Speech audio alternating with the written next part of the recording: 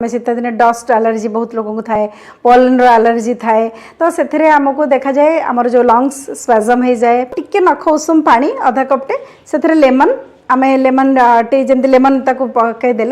कारण आमको vitamin C भी दरकार लेमन आम विटामिन सी प्रचुर परिमाण पाइबा प्लस से हनी गोटे गोटे चामच हो अधा चामच हो मिसेकरी आम जिते कौचे जदि छोट पिला अच्छे से देदेले काफी जदि टी आम ये करें गोलमरीच टी जोटा कहली गोलमरीच गुंड कारण से भी गोटे बहुत भल तार आमर विभिन्न प्रकार एंटीबायोटिक प्रॉपर्टी से थाए तेना से पकईकी पीदेले आम साधारणतः देखते जो छोट छोट कफ लाखिक रही जाए सर सांगे सांगे बाहरी जाए